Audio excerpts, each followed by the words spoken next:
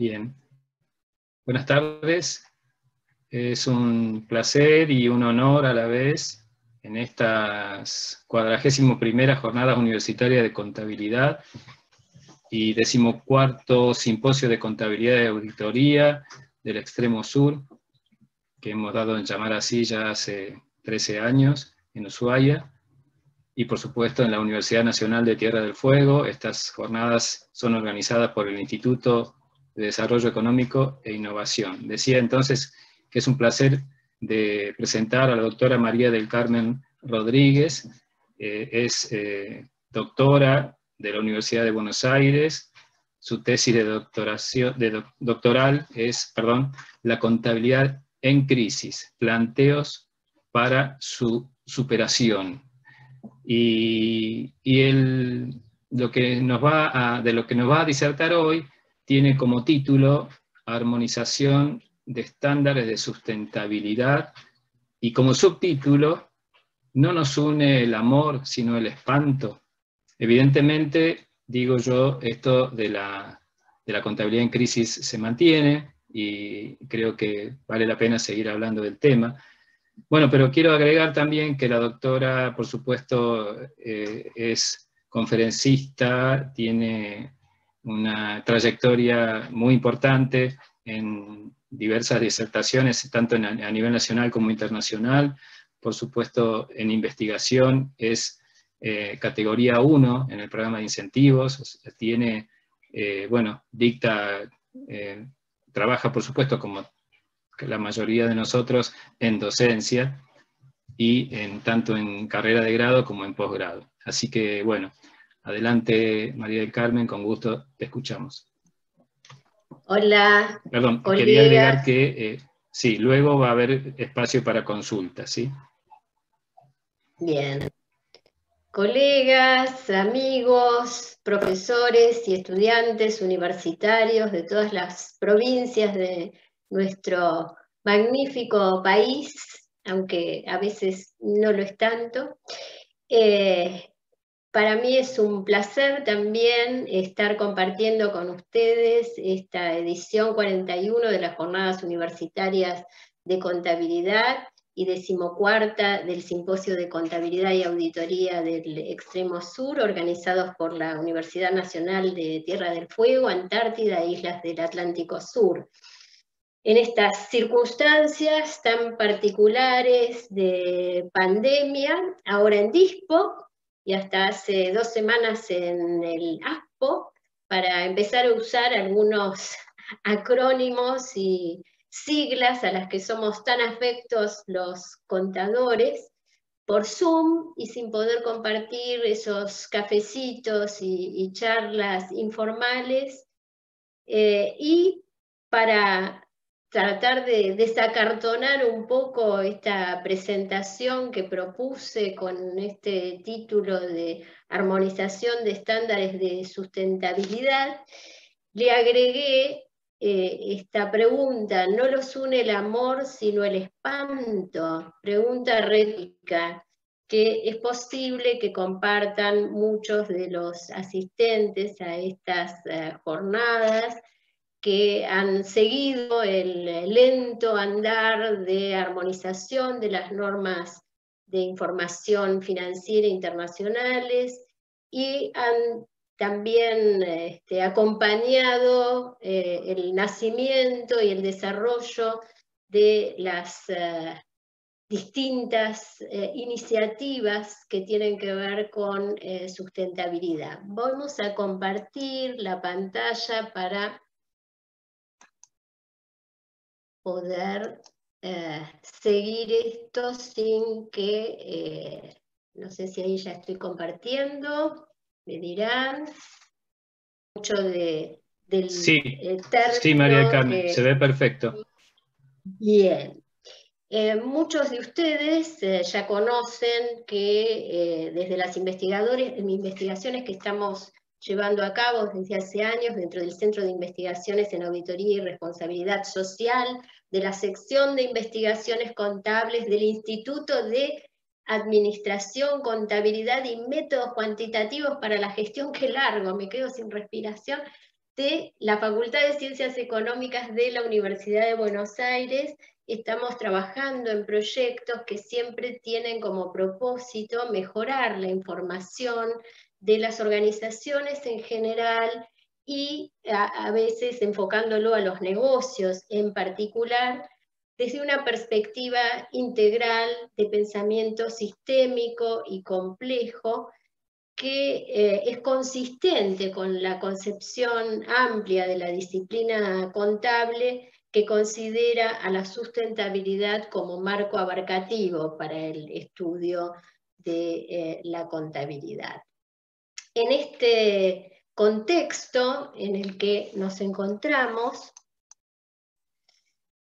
que aquí vemos algunos ejemplos de estos riesgos climáticos que pueden ser agudos o crónicos debido a las emisiones y a la contaminación del aire, que producen inundaciones, que producen sequías, pérdida de biodiversidad, cuestiones que tienen que ver con los límites planetarios, con el hambre, con la desigualdad, con la falta de respeto a los derechos humanos y la dignidad de los trabajadores, la corrupción, etcétera, etcétera, etcétera. En medio de ese contexto, decíamos, que nos viene golpeando, hay relevamientos que levantan la tendencia que existe en las distintas organizaciones, en este caso empresas lucrativas, con respecto a la producción de informes de sustentabilidad, ¿no? Ya es un poco viejo, pero es el último que tenemos de KPMG, prometieron el 2019, pero recién va a llegar, dicen, para fin de año, pero lo que vemos que de las 250 empresas más grandes del mundo, ya tenemos un 93% que presenta estos informes, cuando en el año 99 era un 35%, y de las 100 más grandes de 24 países es un 75% la que lo hace. También es interesante notar que de este 93%, más de un 60% de estos informes tienen verificación por parte de terceros independientes, no necesariamente contadores públicos, pero sí en su mayoría. En tanto que de este 75% todavía no había alcanzado al 50%, pero por ahí andaba la cosa.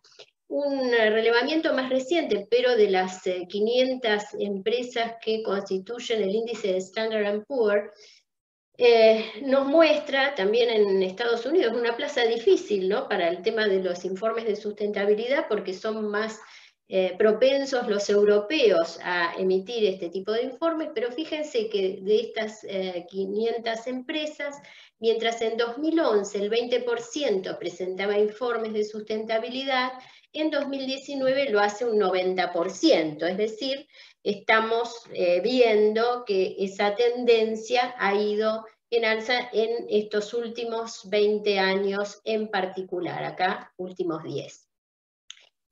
Pero horror, horror, allí nos encontramos con ese caos de siglas y acrónimos, y eso que puse solo unos pocos, correspondientes a diversas iniciativas que tienen que ver con la denominada información y comunicación corporativa, en inglés llamada corporate reporting. Y entonces acá empieza toda esta cuestión que tanto para los emisores, ante la variedad de posibilidades de aplicar una u otra, porque en la mayor parte de los casos se trata de información voluntaria, como para quienes hacen uso de la información en el mercado de capitales, los inversores, que cada vez reclaman más este tipo de informes, se produce falta en realidad consistencia y comparabilidad de esos distintos tipos de informes que se presentan. ¿Y qué pasa en este contexto del COVID?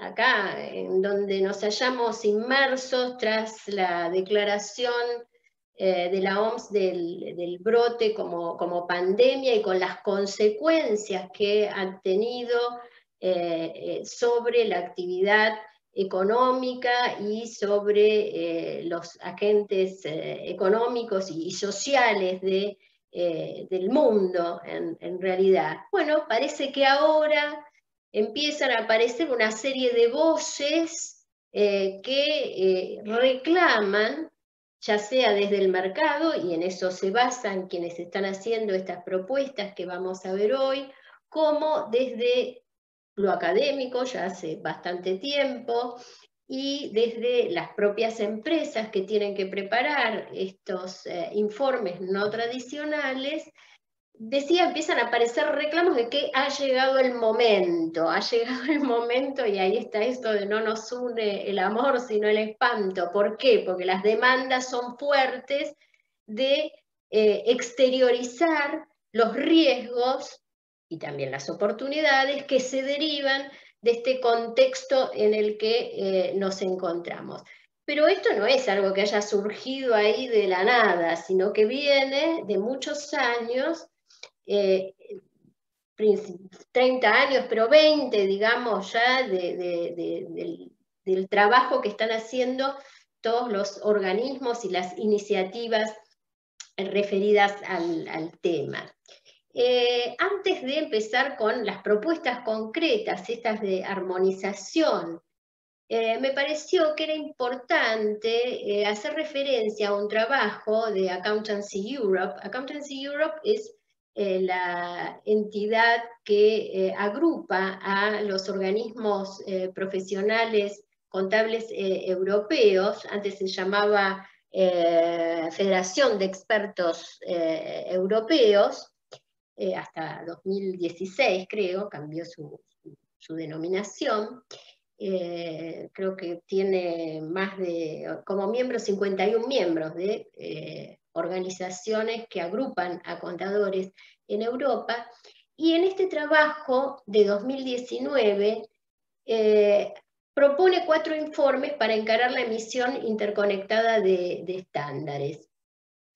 Es importante señalar que se basa en un enfoque integrador que había presentado en otro informe allá de 2015 que se llamaba Core and More, que planteaba la estructuración de la información de tal manera que se presentara un informe básico, core, y a partir de él, y según las necesidades que surgieran para los distintos interesados, se pudiera ampliar, y ahí viene el more, pero dentro de un esquema que estuviera interconectado, ¿no? Como tener un acceso y a partir de ese acceso las interconexiones a la información que sigue.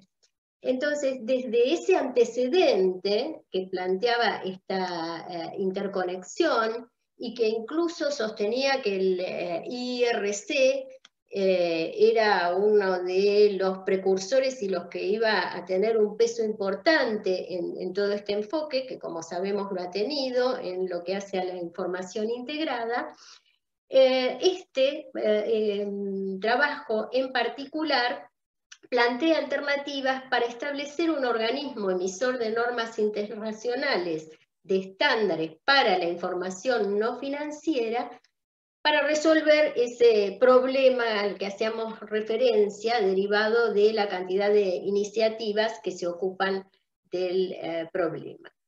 El documento sostiene que si se puede elegir entre diversos marcos o estándares, la información que se produce puede carecer de equilibrio y de falta de sesgos, con lo cual podría llevar a lo que se ha dado en llamar el greenwashing, o el lavado de imagen a través de la presentación de una apariencia favorable para el ente que omite algunos elementos que son significativos y con impactos negativos, pero que como no está obligado a presentarlo, no lo hace porque esta información no financiera, como decíamos, suele ser de carácter voluntario. Si bien hay quienes opinan que esto no es tan así, sino que una de las profesoras que analizó en particular este informe señalaba, bueno, pero no es por eso que hacen greenwashing porque lo que falla ahí es el tono desde la dirección de las organizaciones, ¿no? Lo que en gobierno corporativo llamamos el tone from the top, ¿no? Quiere decir que ese tono que viene de arriba de las organizaciones, non santo, permite que, dice esta señora, florezca la codicia y la baja integridad. Así que tampoco le echemos la culpa a la multiplicidad de alternativas, sino que hay un problema de gobernanza. Bueno, ¿cuáles son los enfoques estos? Quizá digamos, el núcleo de la charla estaría en esto, porque después las propuestas en realidad toman uno de ellos en particular. Entonces dice, se podría insertar en el marco institucional de las estructuras existentes de la Fundación IFRS una junta de estándares no financieros internacionales del tipo de estándares financieros. Entonces dice, bueno, con la estructura actual insertamos esta junta, que si nosotros lo vemos acá en el gráfico, como ven allí, tenemos dentro de la estructura actual, bajo la supervisión de los consejeros de la Fundación IFRS, que a su vez tiene un organismo supervisor que representa la vinculación con las autoridades públicas, pero que dice este enfoque hay que mejorarlo, bueno, esto sería una cosa de decir, bueno, usemos, ¿no? Utilicemos esa estructura existente para plantear el organismo nuevo que hace falta para que converjan las propuestas de información no financiera. Otra de las propuestas se refiere a la consolidación regional con la creación de un estándar, de un emisor de estándares de información no financiera para Europa, ¿no? Lo plantea porque, bueno, es una alternativa, es un organismo europeo, hace este planteo, ese no lo voy a analizar porque lo que estamos viendo acá es a nivel internacional, y en verdad, cuando fue el momento de la convergencia hacia las normas internacionales de información financiera, ustedes recuerdan también que Europa estaba analizando crear o ayornar las directivas y finalmente decidió embarcarse en este proyecto a nivel global. La tercera alternativa que plantean es una estructura de tener que esas dos juntas, la de estándares financieros y la de estándares no financieros, tengan estructuras de gobernanza separadas con un organismo supervisor mejorado. Entonces, ven acá, tenemos la junta del IASB, productor de las normas internacionales de información financiera, para las normas de información no financiera, y dos organismos de supervisión, y uno, obviamente, que es el que controla, en vinculación con las autoridades públicas, a ambos. Pero fíjense que acá ya no estaría este organismo de supervisión de la Junta de Normas No Financieras bajo la supervisión existente de los consejeros de la Fundación IFRS.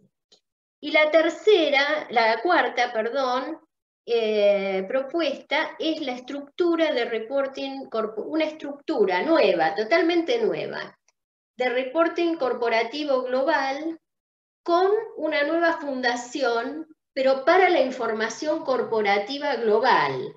Fíjense acá, ya cambia todo, porque dice, hay una fundación que ya no es más la Fundación para las Normas Financieras, sino una fundación corporativa global. Y esto lo que permitiría, y acá creo que conceptualmente estoy por esta propuesta, que entiendo que las dificultades de su implementación práctica pueden llegar a ser muchas, pero conceptualmente cierra más en todo lo que hace al planteo de conectividad de la información, porque dicen, bueno, tengo este organismo supervisor de ambos tipos de información que construye un marco conceptual para la información conectada de las organizaciones y da lugar a que bajo ese marco para la información conectada surjan sendos marcos para las normas financieras y para las normas no financieras, para cuya emisión existirán obviamente tanto el IASB como la Junta de Normas de Información No Financiera. Es un planteo, este último, que digamos es el de máxima, y el primero sería el de mínima en lo que hace a la conformación de un nuevo organismo.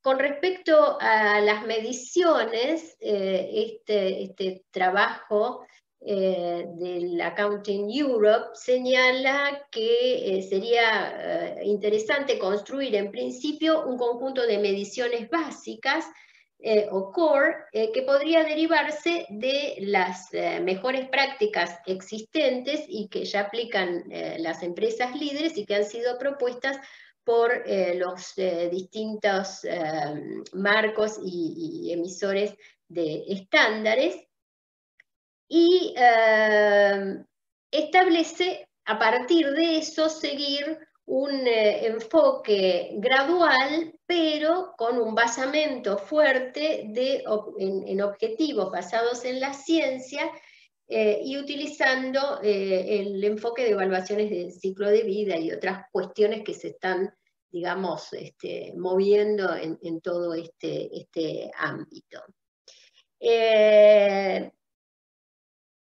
Se indica, ¿no?, ahí en el próximo, la propuesta esta concreta que ya vamos a señalar y que les decía que como que se vinieron en catarata a partir de septiembre, esta es del 9 de septiembre, es una declaración de los 5 emisores de estándares de sustentabilidad más reconocidos, la GRI, la SASPI, la CDP y la CDSB, que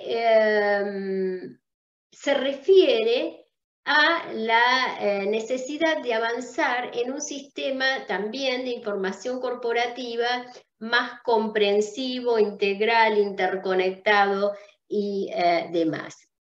La idea de la que ellos parten, fíjense, son los 5 emisores de normas. Estos 5 emisores de normas forman parte de lo que se llama también el diálogo de información corporativa, que incluye al IASB y al SASB, pero ellos dos no han participado en esta propuesta. Es de los emisores de normas de sustentabilidad nada más. Entonces ellos dicen que lo que quieren es lograr, tras 20 años de trabajos y propuestas y demás, un nivel de madurez como el que han alcanzado las normas financieras y obtener legitimidad global para este tipo particular de normas, y de esa manera avanzar hacia lo que es la información de alta calidad para el mercado, por un lado, y para los distintos tipos de usuarios de información. Acá no les expliqué, esto lo puse ahí, no lo expliqué, pero ¿cómo andamos? El gráfico lo que muestra es, fíjense, como bloques constructivos. La casa estaría conformada por la información producida por los emisores de normas financieras, IASB y FASB, y también por emisores de normas de sustentabilidad, pero que tienen el foco en la producción o en la creación de valor para el ente. Fíjense, acá tenemos hasta acá, como estos dos, que son los de normas financieras, estos de normas financieras, con el techo que estaría conformado por los aportes del marco internacional del IRC, con los 6 capitales y la idea esta de interconectividad de la información. Y lo que señalan es que este bloque que se inserta en el reporte integrado anual que las empresas publican en sus páginas institucionales y al cual podemos acceder en forma muy rápida, se ampliaría, fíjense que acá se superpone el color, porque GRI está en esta parte también que se refiere a la creación de valor para la empresa y se amplía a lo que es la creación de valor social, a los impactos de la empresa hacia la sociedad. Y este tipo de información se podría comunicar a través de distintas formas y no necesariamente en informes como los que se preparan anualmente. En lo que se refiere a el organismo que tiene la voz, digamos, cantante de los contadores a nivel internacional, formal, ¿no? Porque hay muchos contadores que ni siquiera están como pertenecientes a los consejos profesionales, obviamente, pero aquí, bueno, la Federación Internacional de Contadores, que agrupa a los organismos que representan a los contadores, el 11 de septiembre emitió un comunicado proponiendo la creación de una Junta Internacional de Normas de Sustentabilidad al mismo nivel del IASB y dependiendo de la Fundación IFRS. Fíjense que es coincidente con esa primera alternativa que planteaba Accountancy Europe. Y entiende que la Fundación es quien estaría en condiciones de liderar y coordinar la iniciativa por la experiencia que tiene en el proceso de desarrollo de normas internacionales, el sistema de supervisión que ha conformado y la representatividad de sus administradores. Y señala también que esa nueva junta debería adoptar bloques constructivos, el primero de los cuales plantearía requisitos para la información no financiera material, concentrándose en el desempeño de la empresa, su perfil de riesgos, las decisiones económicas y la creación de valor empresarial. Un segundo bloque en donde se ampliaría esa información para abordar los impactos materiales más amplios de desarrollo sustentable y de la empresa en la economía, en el ambiente y en las personas, y además tomar en cuenta en el bloque 3 los requisitos que surgirían de distintas iniciativas regionales para apoyar las rendiciones de cuentas públicas locales y no desconectarse, es decir, la idea es siempre ir a la interconexión. Esto fue el 11 de septiembre, el otro había sido el 9 de septiembre, esto es el 11 de septiembre y el 30 de septiembre sale la Fundación IFRS publicando un documento de consulta para analizar la demanda de estándares globales de sustentabilidad y cuál debería ser el papel de la Fundación si es que esa demanda existe en los distintos stakeholders consultados. Obviamente se va a consultar como un stakeholder muy importante acá la profesión, pero no solo a la profesión, sino también a los reguladores y a otros interesados en el mercado de capitales, porque fíjense, y esto vale la pena señalarlo, que estamos acá en un enfoque incluso cuando hablamos de las IFRS, que está pensando en las empresas cotizantes fundamentalmente, está pensando en el mercado.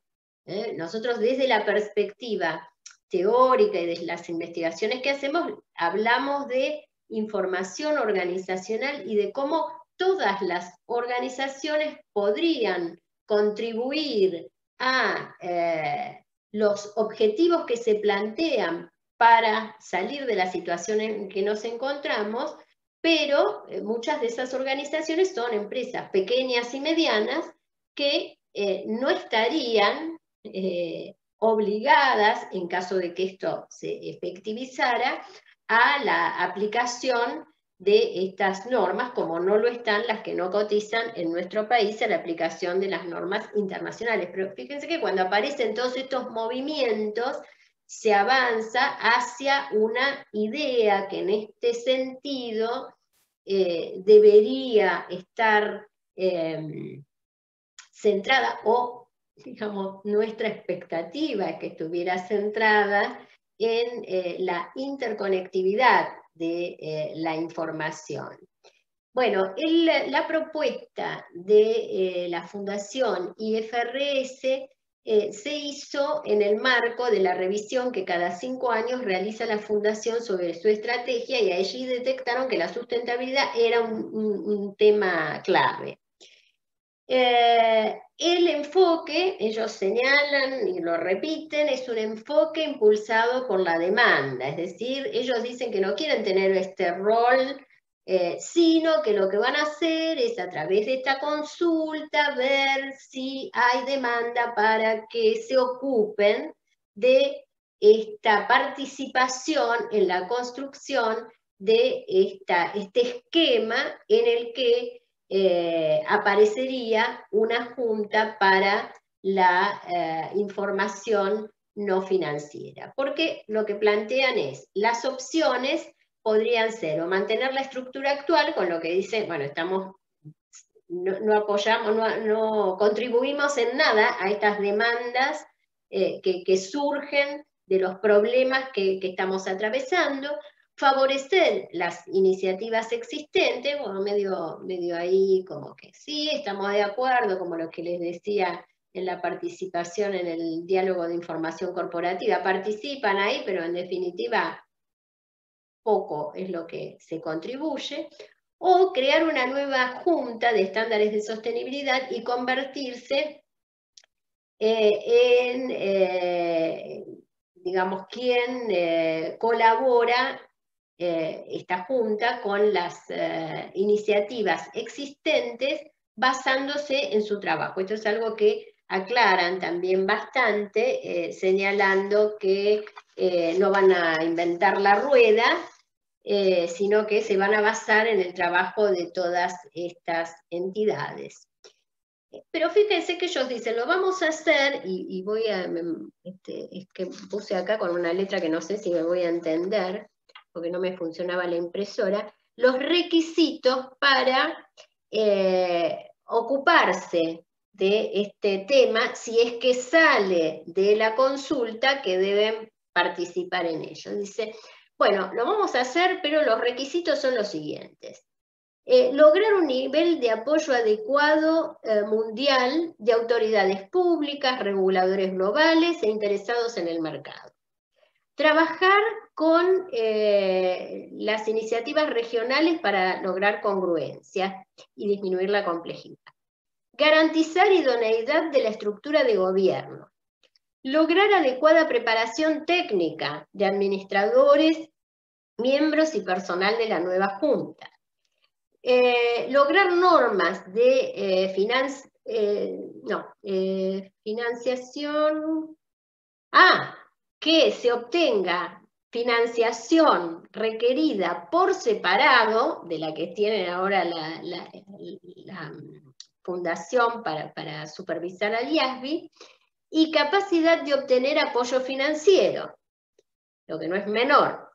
Desarrollar una estructura y cultura que busque construir sinergias eficaces con la información financiera. Y garantizar que no se comprometa la misión actual y los recursos del IFRS. Con lo cual, Digamos, estos requisitos son bastante difíciles de cumplir en su totalidad. Eso por un lado. Por el otro lado, como ven acá, esto también tiene que ver con la primera propuesta esa que planteaba Accountancy Europe, ¿no? La más básica. Y yo lo que me pregunto es, ¿de qué forma están insertando en esto a aquellos que han trabajado en la emisión de normas de sustentabilidad, llámese principalmente a nivel mundial la Global Reporting Initiative y a nivel de Estados Unidos la Sustainability Accounting Standards Board, SASB, que han estado trabajando en esto y además tienen estructuras de gobernanza que también garantizan el proceso de emisión de normas. ¿Dónde van a quedar? Esto acá no aparece para nada. Entonces hay ciertas cosas que quedan ahí medio como haciendo ruido, porque si va a entrar esta junta, pero se va a basar en el trabajo de los otros, y entonces ahí qué va a hacer y dónde van a estar los otros. Bueno, medio es la posibilidad que se plantea. A mí me parece como más conducente en un caso intermedio la tercera, esa en que apareciera otro organismo supervisor de esa junta diferente de la Fundación y FRS, y ambos fueran supervisados por este organismo, digamos, en donde intervienen los sectores de control público. Dentro de esta consulta, que tiene como fecha de cierre el 31 de diciembre, en el GLENIF, que es el Grupo Latinoamericano Emisor de Normas de Información Financiera, que junto con el EFRAG de Europa participa en un foro asesor del IASB, decía que este grupo latinoamericano estableció una comisión para trabajar acerca de esta temática y brindar una respuesta sobre ese documento de consulta elaborado por los administradores de la Fundación IFRS. Y esa comisión, ese grupo de trabajo, está presidido por la FAPSE, por la contadora Laura Chifonte, que está circularizando esta encuesta con fecha de final de presentación el 30 de noviembre, obviamente para después analizar y poder emitir la opinión de los grupos de interés latinoamericanos al consejo asesor y ahí a la fundación, a los administradores de la fundación IFRS. ¿Cómo estamos? Perdón, María del Carmen, muchas gracias. Sí, fue pertinente tu pregunta de cómo estamos. Estamos un poquito excedidos con el tiempo. Ya así terminé. Que, ya terminé. Perfecto. Ya estamos ahí. ¿Cómo estamos? Digo, así estamos. En la duda acerca de si estamos colaborando, si esto en que no nos une el amor, sino el espanto, y estamos obligados a hacerlo, llevará o no a buen puerto, y en lo que siempre decimos que la idea está en medir y comunicar la creación de valor social para nosotros a corto y largo plazo a través de sistemas de información contable integrados para poder transformar realmente el proceso de toma de decisiones. Y me despido entonces por el momento y estoy a la espera de preguntas. De acuerdo, muchas gracias María del Carmen, muy interesante tu exposición. Seguramente van a surgir preguntas, pero bueno, ahora llega el momento del turno de la exposición de Gustavo Montanini, contador público, por supuesto. Él es, por supuesto, docente en la UBA, ha trabajado se dedica también a trabajar en CENSIA, es la comisión emisora de normas de contabilidad y auditoría. Es un trabajo arduo, diría yo, interesante, de donde surgen nuestras conocidas resoluciones técnicas. Es secretario general de la Facultad de Ciencias Económicas en la UBA. Bien, ha escrito libros, conferencias, y ya nos ha visitado en Ushuaia también en otras ocasiones. Él va a hablar ahora sobre reflexiones pendientes sobre el presente y el futuro de la contabilidad y la auditoría. Así que, adelante, Gustavo. Bueno, Rodolfo, muchas gracias. María del Carmen, muy buena tu exposición. Me encantó y quiero arrancar justamente con algo que vos planteaste al principio, con la presentación de Rodolfo, estas reflexiones pendientes sobre el futuro, el presente y el futuro de la contabilidad y auditoría tienen muchísimo que ver con tu exposición, porque en definitiva estamos pensando hacia dónde queremos ir, cuál es el camino de la contabilidad, cuál es el camino de la auditoría, y tu tesis doctoral sobre la contabilidad en crisis justamente es, creo, un disparador de reflexiones. ¿Por qué una disciplina está en crisis? ¿Qué es lo que hace que una disciplina esté en crisis? ¿Y qué es lo que hace que nosotros, los que estamos dictando clases, nos preocupemos por esa crisis, y los que están trabajando en el ejercicio profesional se preocupen de una u otra forma respecto de esa crisis? ¿Qué es lo que estamos esperando de la contabilidad, de la auditoría, y en definitiva, qué es lo que estamos esperando de nuestros próximos trabajos, ¿no? ¿Qué es lo que le vamos a dejar nosotros como puntapié inicial a los jóvenes que están estudiando en este momento en las universidades, a los que son recientemente graduados y están preparando su vida profesional o están metiéndose recién en su vida profesional? Como estas son reflexiones, yo no voy a usar un material, sino que voy simplemente a reflexionar. Cada vez que ocurren crisis, y acá, insisto, María del Carmen, tomo el título, permitime tomar el título de tu tesis un poco como disparador. Cada vez que ocurre una crisis, uno tiene el término crisis muchas veces como un término negativo. Sin embargo, de determinadas crisis, no de todas, pero de determinadas crisis suelen surgir ciertas oportunidades, y a veces esas oportunidades hasta diría son revolucionarias. La contabilidad tal vez desde mitad del siglo pasado, o un poquito después de la mitad del siglo pasado, está viviendo cambios muy, muy violentos, o está viviendo cambios permanentes, está viviendo cambios hasta filosóficos, diría. Podríamos empezar a hablar de una filosofía de la contabilidad, tal vez hace 100 años no hablábamos de una filosofía de la contabilidad. Y muchas crisis que son, insisto, son tomadas a veces como negativas, generan profundos cambios. La Revolución Francesa fue un periodo de grandes crisis, y sin embargo nos ha dejado cosas maravillosas, por lo menos al mundo occidental, nos ha dejado cosas maravillosas. Y lo que está pasando con la contabilidad, y creo que lo que está pasando con muchas disciplinas, es eso. Nosotros hace 50 años hablábamos de la contabilidad. En el año 65 salió tal vez el primer libro, por lo menos el primer libro que yo recuerdo, que tuve en mis manos, que empezó a generar una crisis desde el punto de vista de la filosofía contable, que fue el Contabilidad Gerencial de Herscher. Contabilidad gerencial se planteaba tal vez por primera vez de que existía un tronco común de la contabilidad, pero existían distintas, o podían existir distintas concepciones respecto de algunas cuestiones de la contabilidad. Y que si bien la contabilidad tomaba una definición común, una definición propia y una definición permanente, tal vez algunas actuaciones profesionales podían ser distintas. Entonces empezamos a hablar de contabilidad gerencial. Hoy eso ya lo tenemos muy naturalizado.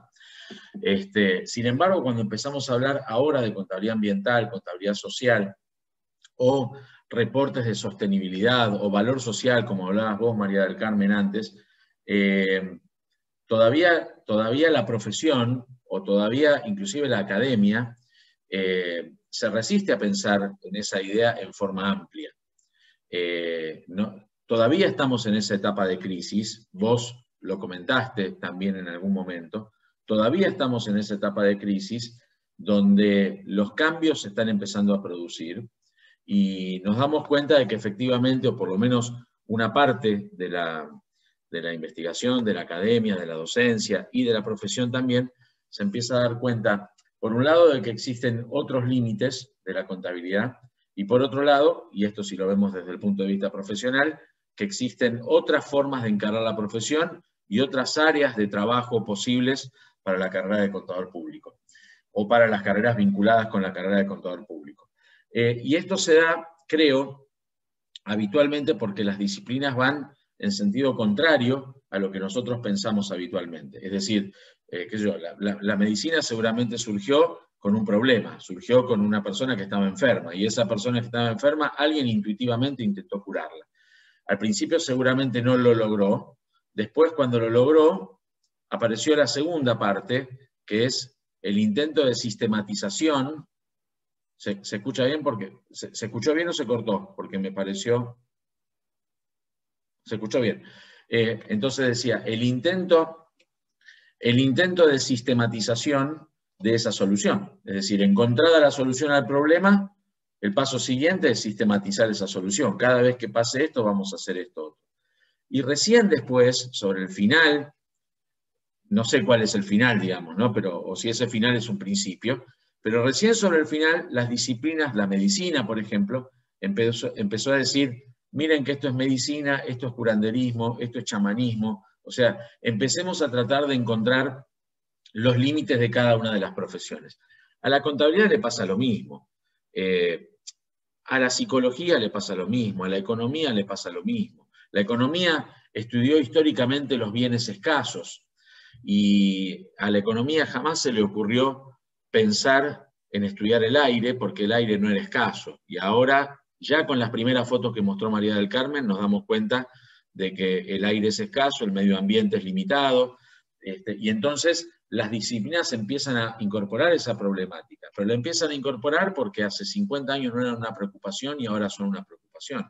Tal vez no sea una preocupación de la propia disciplina, primero es una preocupación de la gente, o sea, primero es un problema, y después las disciplinas intentan encontrarle la solución a ese problema, porque cuando uno escucha todo lo que comentó María del Carmen, y me escuche a mí hablar, o nos escuche a todos los que hablamos de distintas áreas o de distintos segmentos contables,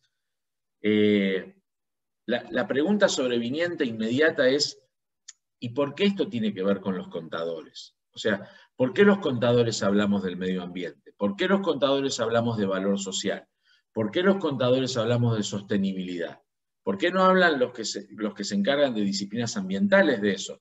De la misma forma que nosotros históricamente siempre hicimos los asientos contables para que las empresas puedan entender su situación económica, patrimonial y financiera. Y la respuesta, o por lo menos la respuesta que tengo yo, es que los problemas se hicieron tan globales que ninguna solución, más que ninguna solución, ninguna disciplina, por su especificidad, puede encontrar una solución. Lo que puede hacer cada disciplina es aportar a esa solución. Y entonces cuando hablamos de un informe de sostenibilidad, puede ser que, como decía María del Carmen, los contadores intentemos llevar la voz cantante, pero no cabe ninguna duda de que, más allá de que nosotros llevemos la voz cantante, nosotros vamos a dirigir un coro de distintas voces.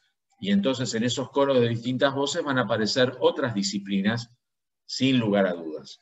Entonces ahí sobreviene la pregunta inmediata también.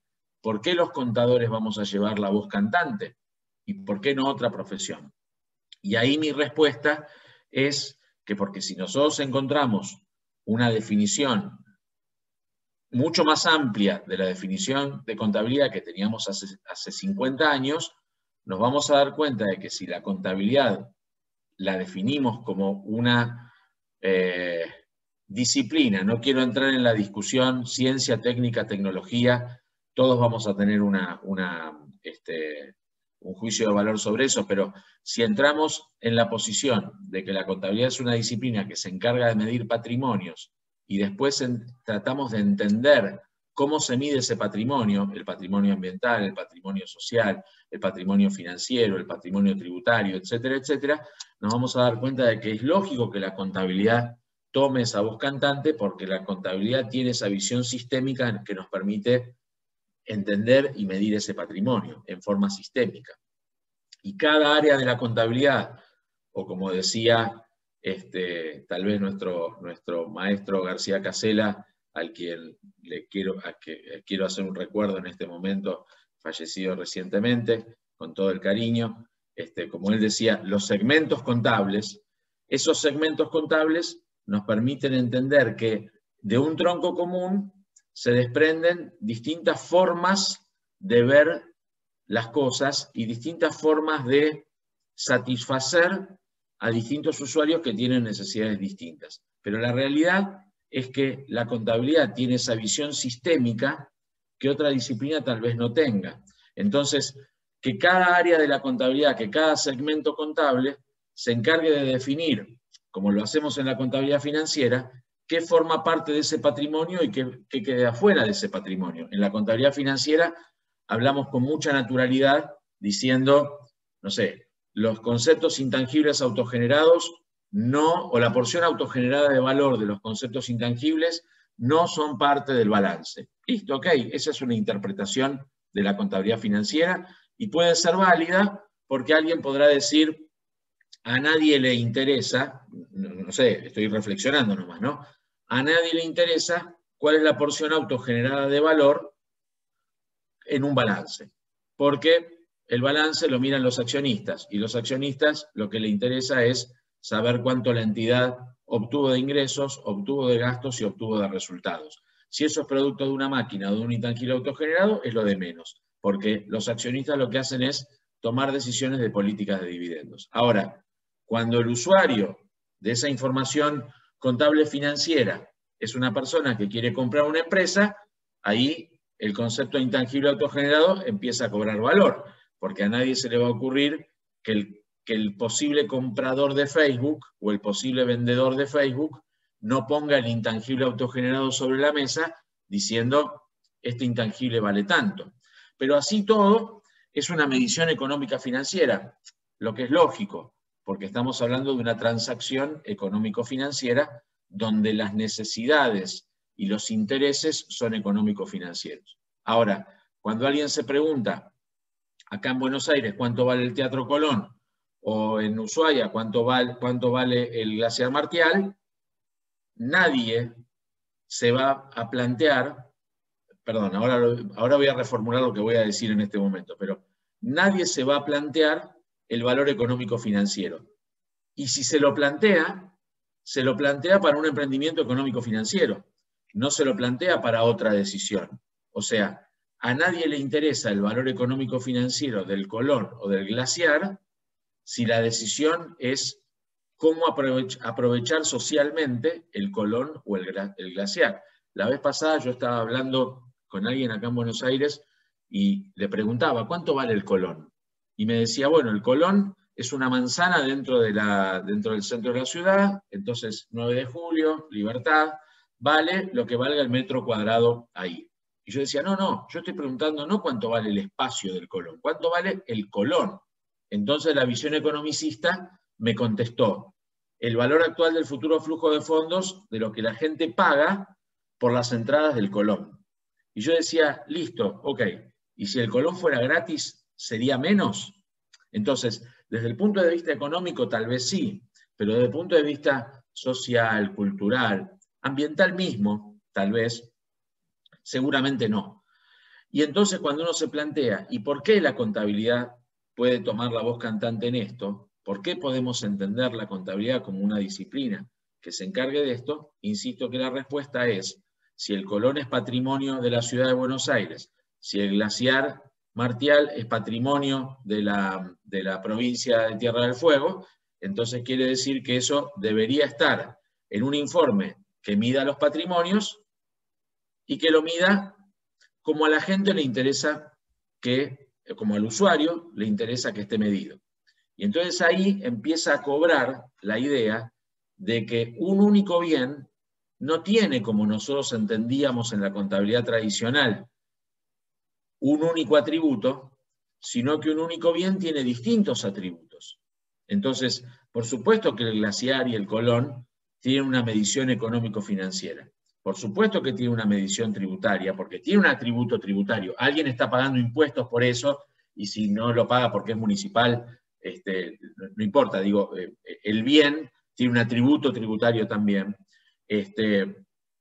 También tiene un atributo ambiental, porque está ubicado en un lugar determinado. También tiene un atributo histórico, un atributo social y un atributo cultural. Y todos esos atributos son susceptibles de medición. Entonces, digo, ¿por qué si la contabilidad históricamente tomó un renglón al que llamamos cuenta o al que llamamos clasificación y después decidió darle una medición y esa medición decidió dársela en moneda, ¿por qué no toma fervientemente la decisión de hacer esas mismas mediciones, pero en otras herramientas de medición, que reflejen otros valores? Tal vez la respuesta es porque todavía no rompimos esa cáscara de huevo, porque todavía el cordón umbilical con disciplinas económicas no lo terminamos de cortar. Tanto es así que muchas veces los que hablamos de contabilidad social, contabilidad ambiental, de distintos atributos, todavía a veces decimos que la contabilidad financiera refleja hechos económicos, y en realidad tampoco es tan así. Porque, por ejemplo, el capital en contabilidad no es lo mismo que el capital en economía. Entonces quiere decir que no refleja hechos económicos, refleja hechos contables. Y lo que tenemos que hacer es tomar la decisión de cuáles son los hechos contables que cada área de la contabilidad o cada segmento de la contabilidad va a reflejar. Esto, por supuesto, genera, por supuesto, lo que yo estoy diciendo, María del Carmen, Rodolfo, todos tal vez podemos estar de acuerdo entre nosotros, pero todavía seguimos siendo un círculo muy chico los que hablamos de esto. Cuando María del Carmen habla de informes de sostenibilidad, me juego que un montón de estudiantes, un montón de graduados, un montón de nuevos graduados y un montón de graduados ya con cierta antigüedad se van a preguntar, ¿y esto de dónde sale? ¿Esto por qué lo tenemos que hacer nosotros? Si pasado mañana vence la declaración de ganancias y tengo que salir atrás de la declaración jurada. Entonces, el tema, y creo que esto es un verdadero problema, el tema es que mientras nosotros sigamos manteniendo el círculo de nuestras actividades tradicionales sin entender cuál es el futuro, o yo diría cuál es el presente, pero para los que recién empiezan a hablar de esto, cuál es el futuro de la contabilidad y de la auditoría y de las profesiones vinculadas con ciencias económicas, especialmente la de contador, digamos, si no lo comprenden, evidentemente la profesión cada vez se va a achicar más y achicar más y achicar más, y vamos a volver a un viejo esquema, de una contabilidad definida como una cuestión técnica.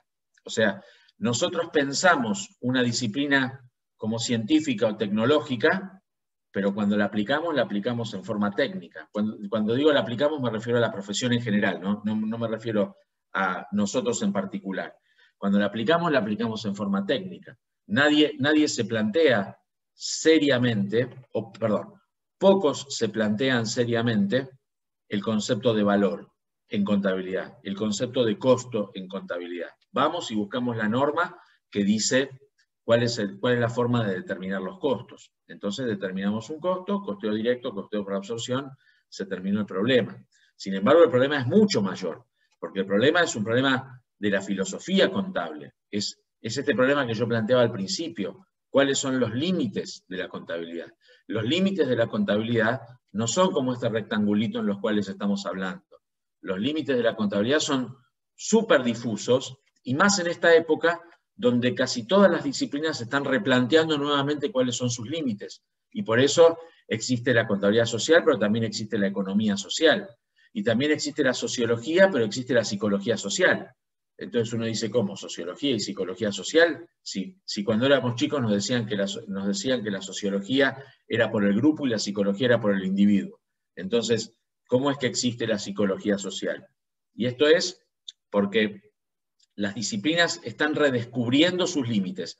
Y en el redescubrimiento de sus límites nos estamos dando cuenta maravillosamente que los límites son como los diagramas de Venn que estudiábamos en la primaria y en la secundaria.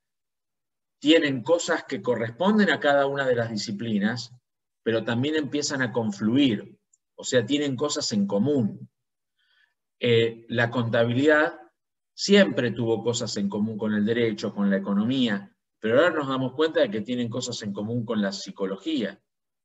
Mi hija mayor estudia licenciatura en historia, y yo me estoy dando cuenta de que muchas cosas que está estudiando ella sobre valoración histórica tienen que ver con el valor histórico que yo, por ejemplo, podía plantear sobre el Colón, o por ejemplo, sobre la Plaza de Mayo, que en definitiva es una plaza, pero no es una plaza como cualquier otra, es la Plaza de Mayo, porque ahí pasaron cosas históricas. Entonces digo, cuando alguien saca una ley diciendo esto es patrimonio histórico, ¿qué elementos consideró para determinar que eso es patrimonio histórico? Y digo, si es patrimonio histórico, en el patrimonio de la jurisdicción, ¿no debería tener un valor histórico mayor? Y digo, si estamos hablando de patrimonio y de valor, ¿no estamos hablando de contabilidad? Entonces, esas son las cuestiones que nosotros, como académicos, como investigadores, como docentes, como profesores, como a cargo de un aula, nos tenemos que plantear para plantearle este problema a los que vengan después. Tal vez a mí, cuando hablo de este tema, me preguntan, bueno, fantástico, pero ¿cuál es la herramienta de medición histórica para meter en el balance ese valor histórico en la contabilidad? ¿Cuál es la medición ambiental que permite hacer tal cosa para meterlo en la contabilidad? Y yo ahí contesto, como una vez contestó Mario Bunge en un reportaje, que dijo, a mí esto no importa, yo planteo este problema, que la solución la encuentren los demás.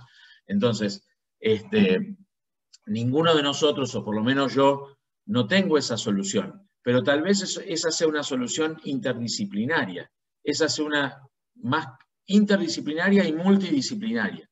Es una solución que encontramos entre distintas disciplinas y con distintas formas de encarar el problema. Porque como pasa con todos los problemas del siglo XXI, que en realidad son problemas del siglo XX, pero trasladados al intento de solución en el siglo XXI, la realidad es que los problemas nos desbordan a cada profesión en forma individual. Sin lugar a dudas nos desbordan, porque el problema deja de ser un problema individual. Nosotros como contadores, si queremos resolver el problema solo desde la perspectiva contable, vamos a terminar resolviendo el problema solo del asiento contable. No vamos a poder resolver el problema en forma integradora. Ese problema no va a tener solución en forma integradora. Por supuesto, hay un montón de trabas a esto que yo estoy diciendo, porque alguien podría decir, bueno, pero las incumbencias, bueno, pero la formación del contador, bueno, como cualquier norma habrá que cambiar las incumbencias y habrá que cambiar las normas la formación del contador. De lo que sí estoy seguro, y un poco también basándome y partiendo de lo que decía María del Carmen, la formación, ella lo planteaba para los informes, ¿no? Pero la formación tiene que ser también sostenible en el tiempo. Es decir, nosotros tenemos que tratar de encarar hoy los problemas que vamos a tener en el futuro. Esto en la auditoría también genera un problema, porque los auditores, lamentablemente, aún más que los contadores dedicados a la contabilidad, los auditores tratamos de hacer una auditoría basándonos en normas de auditoría. Lo que es un absurdo, porque en realidad creo que para hacer auditoría ni siquiera se necesita una norma. Con que uno haga un buen proceso de auditoría que permita generar una buena conclusión sobre su auditoría, para hacer una auditoría es suficiente.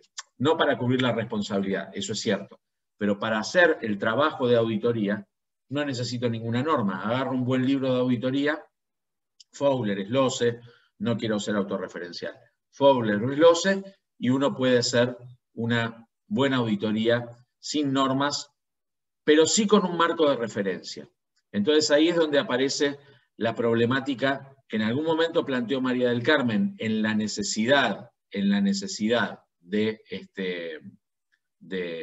los informes y en la necesidad de emitir normas, pero por lo menos en la necesidad de emitir o de tener un buen marco de referencia. Ese marco de referencia hoy no parece tan claro, pero en realidad mi charla tenía que ver con una reflexión o con una serie de reflexiones. Tal vez la reflexión es que hoy estamos más en un problema que en una solución, pero tratando de entender que tenemos un problema, es más probable que entendamos que tenemos que encontrar una solución.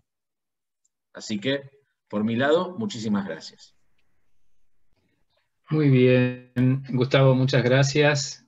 Bueno, como siempre, tus reflexiones nos dejan cavilando.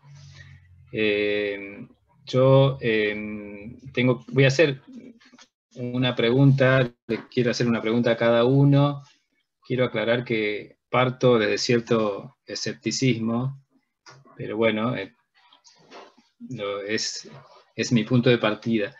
Y las preguntas se van a relacionar. A María del Carmen le quería preguntar con relación a los datos que presentó al comienzo de su presentación en cuanto a que hay un grupo de empresas, un gran grupo de empresas que presenta informes de sustentabilidad y que por otro lado hay un porcentaje de un 67% de esos informes que son objeto de verificación. Quería saber si hay datos de las consecuencias de esas verificaciones, es decir, en el caso en que se produzcan informes favorables o desfavorables, qué ocurre con ellos, y en todo caso, bueno, ver si fuesen desfavorables, qué puede pasar como consecuencia de eso. Digo, lo relaciono ahora con la otra pregunta que le voy a hacer a Gustavo, por esto de que cuando se trabaja, y él lo vinculó de alguna manera con el ejercicio diario de la profesión, cuando dijo que a veces tenemos que liquidar impuestos a las ganancias y no podemos dedicarnos muchos a pensar en estas cuestiones, lamentablemente en el trabajo diario, y hasta dónde será factible que esto tenga una aplicación concreta, el hecho de, por ejemplo, el análisis efectivo de un informe de sustentabilidad, cuando, por ejemplo, cuando nosotros vimos vulnerada nuestra profesión ya desde hace muchos años y sigue igual o parecido, en cuanto a la imposibilidad de practicar el ajuste por inflación, cuando decía, es como decirle a un médico que no sé, que no haga la cirugía que debería hacer. Bueno, a eso me refiero. Perdón, sí, no sé si se interpretó. Bien. María del Carmen. La pregunta que haces vos acerca de los informes de verificación es interesante porque se trata de un campo también de actuación profesional que se encuentra en movimiento. En tanto, esos informes de verificación difieren sustancialmente de los informes clásicos de auditoría. El informe clásico de auditoría en general va por la positiva, el informe de información no histórica, no financiera, histórica, va, bueno, no encontramos nada que nos haga pensar que estamos ante esto. Entonces, de ahí como punto de partida, ¿no? Porque también difiere la materia de análisis, y en lo que hace a los tipos de informes también difieren en los elementos que se toman en consideración para la verificación, que suelen no ser todo el informe, sino determinadas cuestiones planteadas dentro del informe.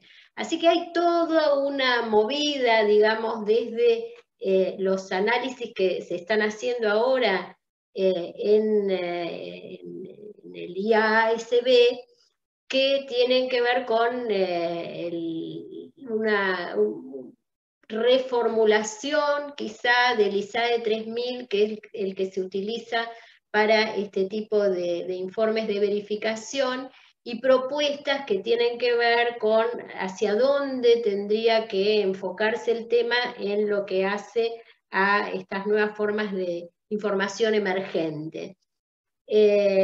Obviamente estamos en un nuevo campo que difiere del campo financiero tradicional y por consiguiente también la verificación sobre esos elementos difiere. Y tan es así que no se limita, yo dije que esos informes no necesariamente eran hechos por contadores públicos, por firmas de contadores, sino que hay algunos hechos por verificadores que no son firmas de contadores y siguen algunos parámetros como el A1000 referidos a la verificación de este tipo de información. Así que también ese es un campo en el que tenemos que seguir participando y tenemos que seguir jugando, porque acuerdo totalmente con Gustavo en el tema de que en esto de los límites disciplinares no nos podemos quedar en el pequeño segmento financiero, porque ahora nos damos cuenta de que es eso, que es muy pequeño, cuando la información que se está analizando y que están pidiendo a nivel de los inversores tiene que ver con cómo los riesgos y oportunidades derivados del clima en una fuerte presencia, pero de otros impactos, podría estar afectando a la organización, limitado el impacto para la organización, no está tan amplio como yo lo planteo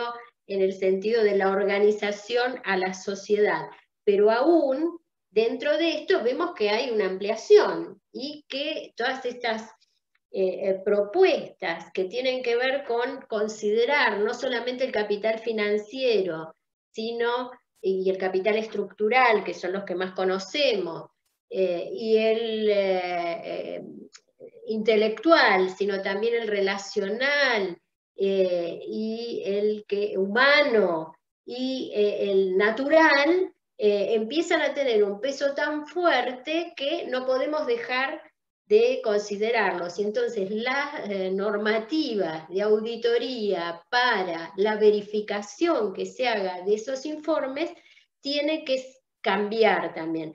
Lo que pasa es que acá estamos con muchos problemas, porque estamos con problemas que tienen que ver con distintos tipos de informes, a quiénes van dirigidos, y en ese sentido evaluar si contienen integralmente toda la información que necesitaría ese usuario sin omitir alguna que pudiera ser relevante, es todo un tema. Así que claro, es para pensarlo y para seguir trabajándolo. Lo que no podemos hacer es decir, bueno, en eso no tenemos que ver y que se encarguen las otras consultoras que aparecen que no tienen nada que ver. Y de hecho eso no está ocurriendo, porque si nosotros miramos, las grandes firmas de auditoría están interviniendo fuertemente en lo que hace a verificación y en lo que hace asesoría con relación a estas temáticas para no perder mercado, digamos, porque está siendo reclamado. Pero el enfoque nuestro va un poco más allá de eso, porque yo en esta charla, y como lo dije, estamos haciendo, y porque es una cuestión reciente y aparece ahora con fuerza, estamos pensando en las empresas que son jugadoras fuertes en el mercado. Y a mí me interesan todas las empresas, las entidades pequeñas y medianas, de qué forma podrían ampliar también sus sistemas de información contable para producir información que tenga que ver con todas estas cuestiones que estamos planteando y que no son nada más para la gran empresa. Entonces, bueno, hay un largo camino para recorrer en todas estas cuestiones. Y como decía Gustavo, las respuestas no están. Nosotros nos estamos haciendo preguntas. Y estamos criticando, ¿no? Porque estas propuestas que han hecho yo, la verdad que les he dado demasiado fuerte. Pero bueno, para eso Claro. estamos, lo que estamos en la universidad, ¿no? Para hacer una crítica que esperemos que sea constructiva. Muchas gracias, María del Carmen. Gustavo. Sí, yo coincido con María del Carmen. Creo que la profesión tiene que empezar a considerar estas cosas y tiene que considerar el cambio de paradigma contable. Y eso va a conllevar a otro montón de cosas, porque es cierto que puede existir una contabilidad afectada o una profesión afectada a liquidar impuestos, pero cada vez hay más, por ejemplo, abogados liquidando impuestos, seguro haciendo derecho tributario, seguro. Cuando a nosotros nos enseñaron en la facultad la ley de procedimientos de procedimiento fiscal. Sin embargo, hoy los que se dedican a derecho tributario son los abogados.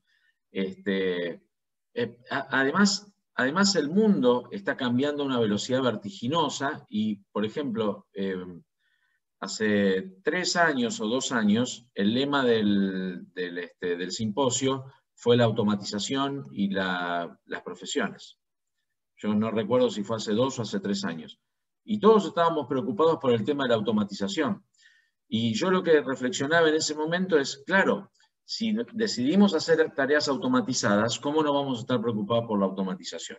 El tema es que tenemos que hacer tareas pensantes en lugar de tareas automatizadas, porque si no la automatización nos va a llevar puestos. Entonces, nosotros estamos tratando de liquidar los impuestos, pero dentro de 5 años los impuestos van a venir liquidados, o 10, o no sé cuándo, pero en algún momento los impuestos van a venir liquidados. Entonces digo, nosotros tenemos que tratar de plantear otro esquema de profesión. Y en ese esquema de profesión hay un fin pragmático, por supuesto. Hay un fin filosófico. Cambiemos el paradigma, y ese cambio de paradigma nos va a generar reflexiones a todos. Pero en algún momento se va a dar el punto de inflexión donde el contador tradicional va a tener que dejar de hacer una tarea automatizada y va a tener que pasar a hacer una tarea que, como decía María del Carmen, agregue significativamente valor. Que agregue significativamente valor. Si no, el contador va a terminar siendo un administrativo con muchos años de estudio y con mucho conocimiento de muchas cosas. Pero cuando termine aplicando su conocimiento, va a terminar siendo un conocimiento administrativo.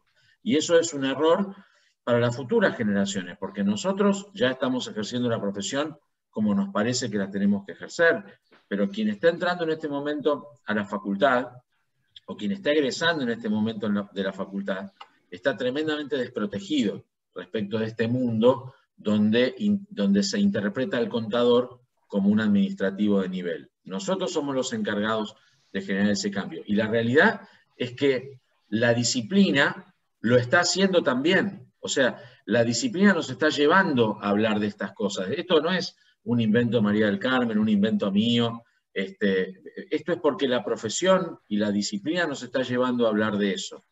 El tema es si en algún momento decimos, bueno, no, esto no va, esto no sirve, ¿cuándo vamos a llegar a hacerlo? Bueno, el día que nos demos cuenta que ya no nos queda otra que hacerlo, no lo vamos a saber hacer. Ese es un problema. Y entonces eso es lo que tenemos que reflexionar desde ahora. Bueno, muchas gracias. Sí, me quedo también con otra de tus reflexiones, Gustavo, cuando dijiste que esto es un trabajo desde las aulas también, y en ese sentido quiero aclarar que soy escéptico, pero no pesimista. Así que espero que todo ese trabajo dé sus frutos y que en unos años, ojalá no tan lejanos, podamos ir produciendo algunos cambios en ese sentido que ustedes proponen. Déjame plantearte ahora una reflexión sobre lo que vos decís. El escepticismo es buenísimo, porque el escepticismo lo que permite hacer es encontrar en algún momento algún límite y alguna contención a esto que estamos planteando, porque el límite hay que encontrarlo en algún lado. Que esté dibujado no significa que no exista. Lo que digo es, transmitir el escepticismo también es bueno, pero El escepticismo hay que transmitirlo conjuntamente con la renovación, con el cambio, con Sí. la profundización de los con conceptos. algo propositivo. Tal cual, tal cual. Tal cual, tal cual. Bueno, de nuevo muchas gracias a ambos, un placer, como dije al principio, y un honor a la vez de que estén con nosotros en estas jornadas, en este simposio, compartiendo desde el extremo sur y desde Buenos Aires a la vez, así que esta pandemia nos generó esta nueva modalidad y la aprovechamos, creo que de muy buena manera. Gracias. Al contrario, muchas gracias a ustedes por invitarnos. Gracias. Muy bien. Buenas tardes, seguimos en contacto. Buenas tardes. Bien, buenas tardes nuevamente, dando continuidad a estas 41ª jornadas universitarias de contabilidad y al 14º simposio de contabilidad de auditoría del extremo sur. Tenemos la suerte y la alegría de contar con la presencia de 2 profesores, docentes de nuestra casa, más precisamente de la ciudad de Río Grande, el contador Heraclio Lanza, bueno, pero Lalo para quienes nos conocemos, y la contadora Claudia Klaas. Ellos van a hablar particularmente de información contable y empresarios, una buena combinación. Un título interesante. Voy a hablar un poquito de cada uno de ellos. Claudia, bueno, tiene mucha experiencia en la docencia universitaria, ha estudiado, ha hecho posgrados en docencia y en didáctica, es actualmente coordinadora del Instituto de Desarrollo Económico e Innovación en la sede de Río Grande de la Universidad Nacional de Tierra del Fuego, y también coordinadora de la carrera de la licenciatura en Gestión Empresarial. Es profesora titular en la Universidad Tecnológica Nacional también, y profesora adjunta en la Universidad Nacional de Tierra del Fuego. Y el contador Lanza, también una dilatada trayectoria, es formador de formadores, nada menos, en las normas internacionales de información financiera, trabaja en la mesa directiva de la Federación Argentina de Consejos Profesionales desde hace bastante tiempo, también es miembro de la CENSIA, y coordinador de la carrera de contador público también en la sede Río Grande. Por supuesto, docente de la casa en práctica profesional y en contabilidad 1. Así que lo dejo con los expositores. Bienvenidos.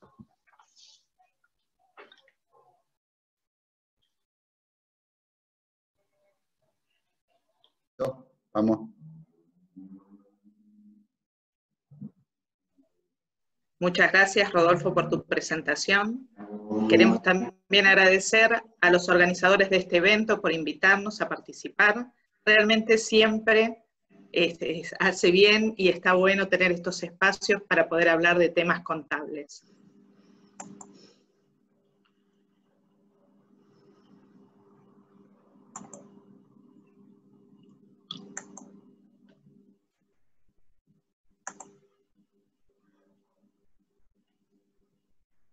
Junto con el contador Heraclio Juan Lanza, queremos venir a hablar sobre un tema que realmente creo que todos compartimos: la información contable y empresarios, una buena combinación. Cuando nos planteamos el título de nuestra exposición, de nuestra ponencia, pensamos que íbamos a enfocarnos en las pequeñas y medianas empresas, las pymes, porque todos sabemos que son el motor de la economía. Sabemos que todos los gobiernos también tienden a generar que las pymes sean el centro de la economía, brindándoles apoyo, y como motores de la economía son el eje central. Por eso es que, luego de pensar que íbamos a hablar justamente de las pequeñas y medianas empresas, nos replanteamos el título. Dijimos, ¿no debería ir con signo de pregunta? Información contable y empresarios. ¿Una buena combinación poniendo el foco en las pymes? Bueno, sí, cuando nosotros empezamos a hablar de información contable, ¿no es cierto? Lo primero que que lo primero que empezamos a hablar es sobre los usuarios. Ya desde las primeras clases de contabilidad que hemos tomado hace muchos años, ¿no es cierto? Siempre hablábamos de los usuarios de la información contable y, bueno, en este caso vamos a repasarla un poquito simplemente para poder adentrarnos en el tema que nos convoca hoy, ¿no es cierto? Y los usuarios son aquellos que van a utilizar o le van a dar utilidad a la información contable, y los podemos dividir en dos tipos: los usuarios internos y los usuarios externos. Los usuarios internos son aquellos que reciben información directamente del ente, ¿no es cierto? Y que esa información puede ser hecha a medida de sus necesidades. Y ahí tenemos a los propietarios, los accionistas, los administradores, también pueden ser los trabajadores de algunas determinadas dependencias. Mientras que los usuarios externos son aquellos que van a recibir información, esa información o esos informes contables, sin poder pedir información específica. Y entonces ahí nos surge o ha surgido en la doctrina, ¿no es cierto?, el gran problema: ¿cuáles son esos usuarios y a quién va dirigida esos informes contables? ¿No es cierto? Entonces, en las normas contables se ha definido un usuario típico, un usuario tipo, ¿no es cierto? Ese usuario tipo serían los acreedores y los inversores actuales y potenciales, y se cree que con ellos se cubre la mayor parte de los usuarios de la información, o sea, aquellos que van a darle utilidad a esa información contable, les va a permitir esa información tomar decisiones de algún tipo, ¿no es cierto? Esa información contable debe cumplir algunas características mínimas, ¿no es cierto?, que están en las normas profesionales, ¿no es cierto?, tanto las nacionales como las internacionales, y esos requisitos, o sea, nosotros los vamos a resumir así en algunos de los que consideramos principales, y los vamos a llamar características. Y en el primero que tenemos, o que podemos nombrar, es el de que la información debe ser exacta. No exacta en el sentido matemático, ¿no es cierto?, porque sabemos muy bien que en la contabilidad hay muchas estimaciones, que la contabilidad no es exacta, tiene también muchos criterios subjetivos que se aplican. Entonces, exacta en cuanto a que refleje la realidad económica y financiera de un ente en un momento determinado o en un periodo determinado. También, otra de las características que creemos importantes es que la información debe ser verdadera y fidedigna, es decir, no debe tener sesgos, no debe estar orientada para que confundir a los usuarios de esa información, ¿no es cierto?, sino que debe ser real, verdadera y fidedigna. Clara, ¿no es cierto?, también es otra de las características que nosotros pensamos que es muy importante, la claridad, que sea entendible, que sea comprensible por los usuarios, para que puedan tomar decisiones correctas, ¿no es cierto? Otra de las características sería la referida al nivel. Y acá nos estamos refiriendo a que la información debería ser comparable, ya sea dentro de la empresa, ¿no es cierto?,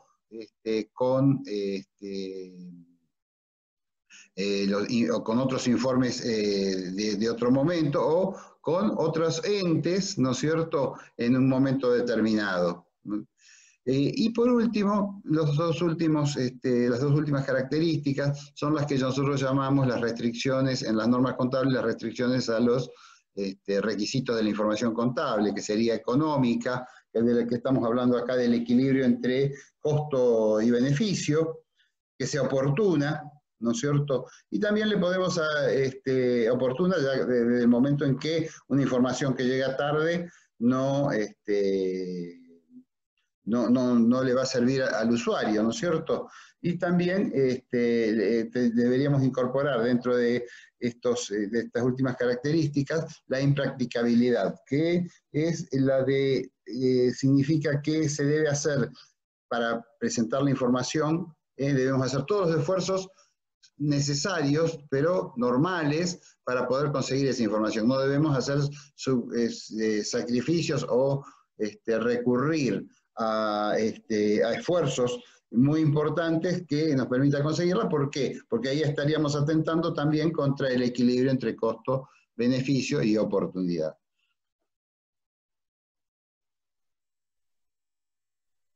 Bueno, justamente tenemos que hablar de los objetivos de esta información que cumple con las características que muy bien nombraba el contador Lanza.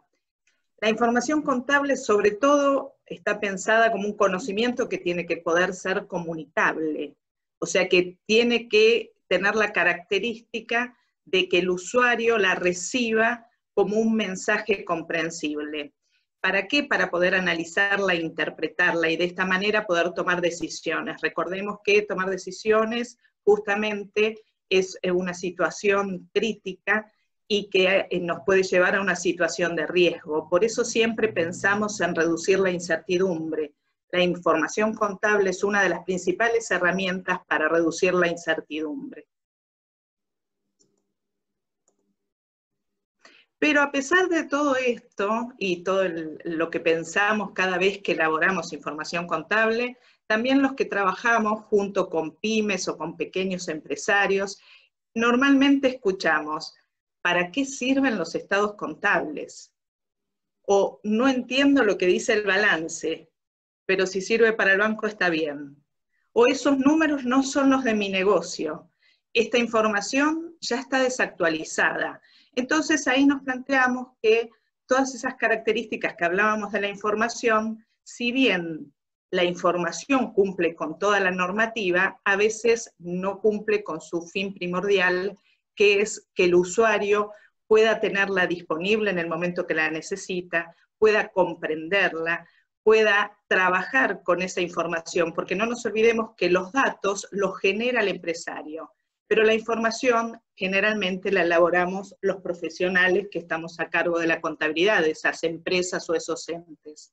Entonces, justamente, si el usuario, cuando mira su estado contable, sus estados contables, perdón, considera que no son claros o que no les sirven, o que solo los confeccionamos para entregárselos a los usuarios externos, entonces ahí tenemos toda una cuestión que analizar.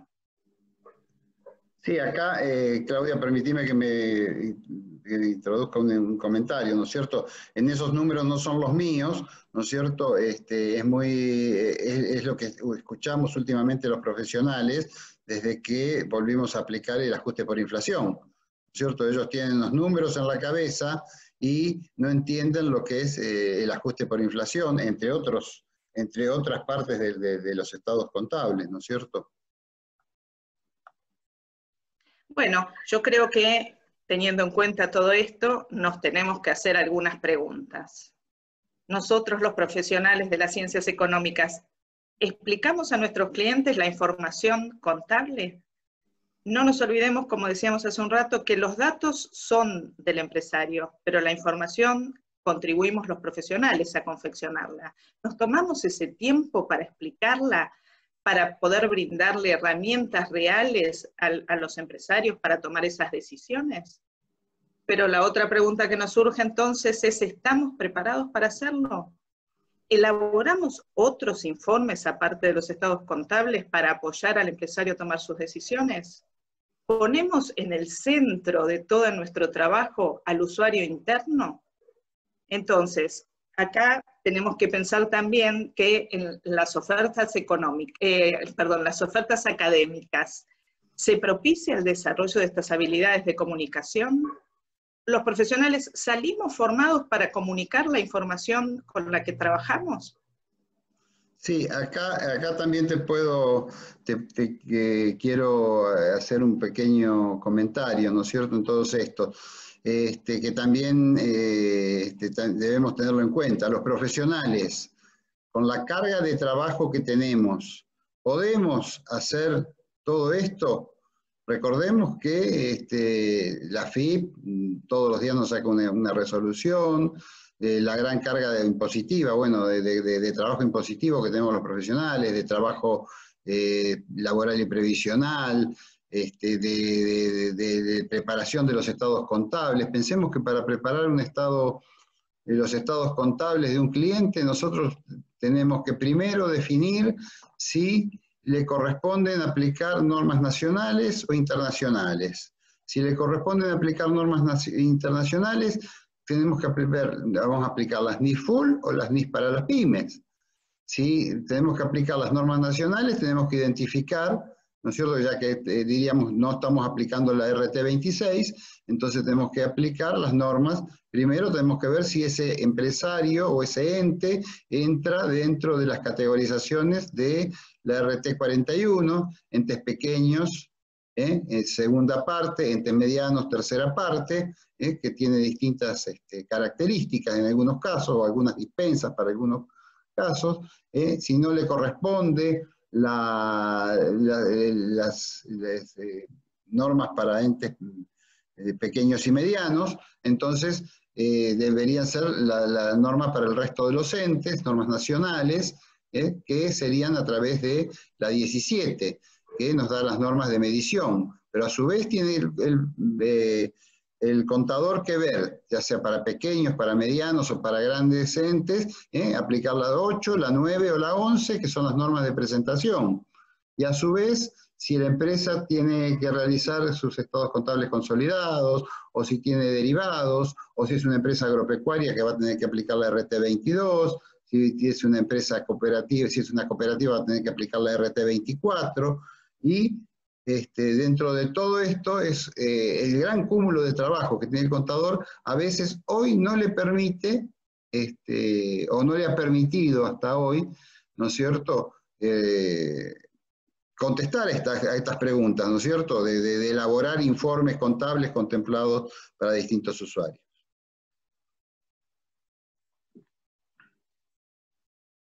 Bueno, pero después de todo este planteo, Heraclio, que estás haciendo, justamente nos preguntamos cuál es el rol del contador, porque pareciera que nos lleva, nos consume toda la normativa, la tecnología pareciera que nos va a quitar espacio.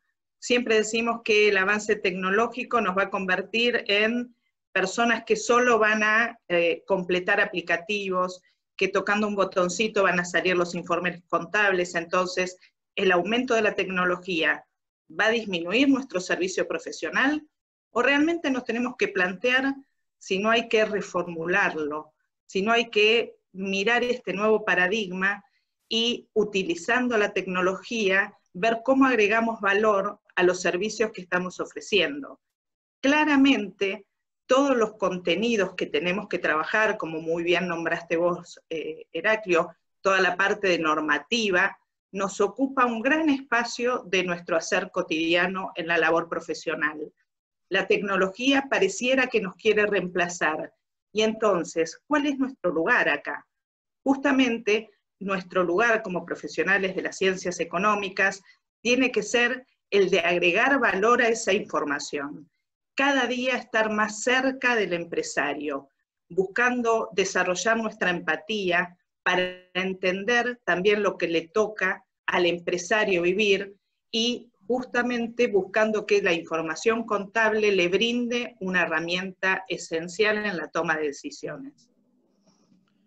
Sí, yo creo que en este punto el tema de la tecnología, ¿no es cierto?, nos va a permitir, como vos decís, Claudia, brindar o agregar valor al servicio que prestamos, ¿no es cierto?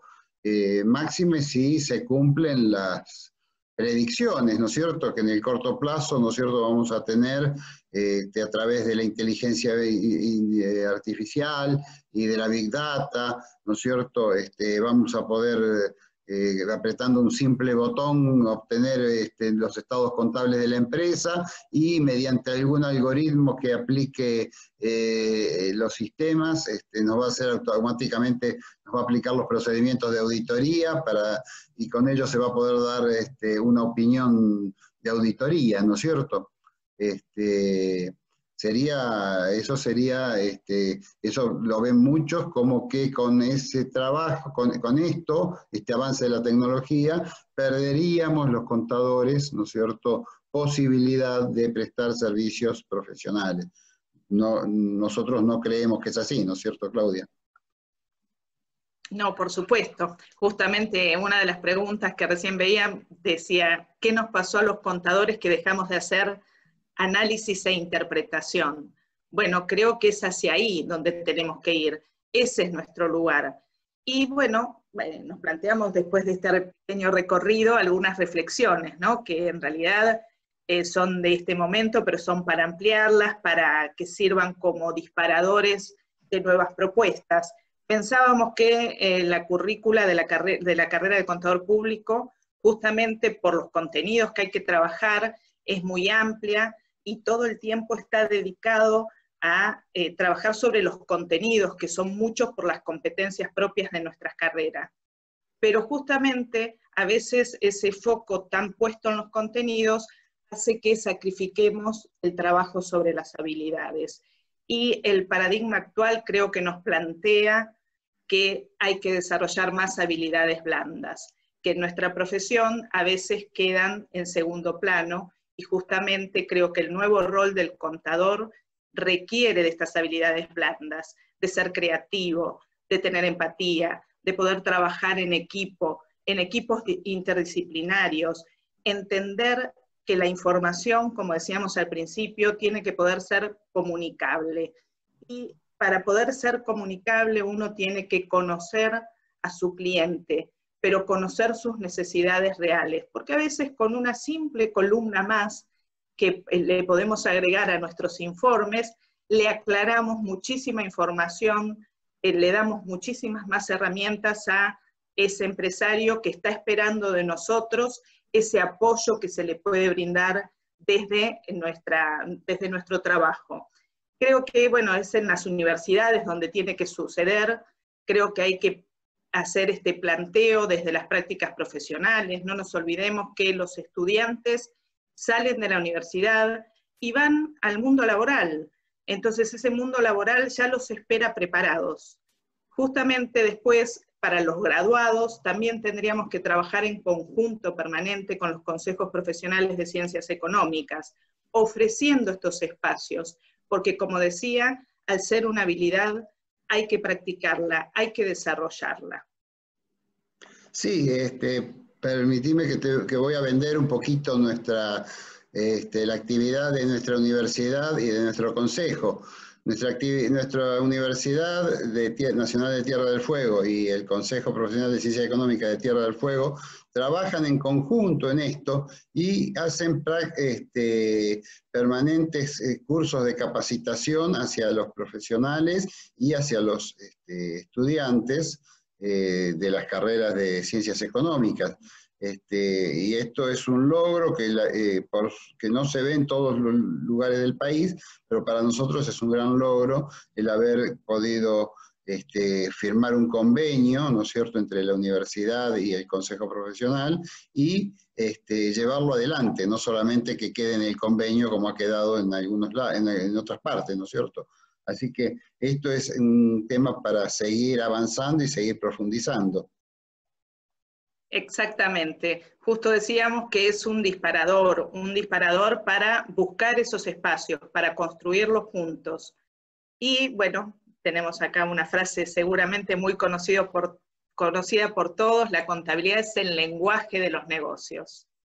Bueno, y ahí expresamos que el contador es el encargado de elaborar la información de manera comunicable para su análisis e interpretación y de utilidad para todos los usuarios, y pensando en las pymes, sobre todo para los usuarios internos, que este tipo de empresas no cuenta con una estructura administrativa que le permita justamente generar otros informes para fortalecer su negocio. Entonces, nosotros como contadores tenemos que estar presentes en estas empresas para justamente poder brindar ese servicio que va a ser el diferencial. La tecnología no va a llegar a eso.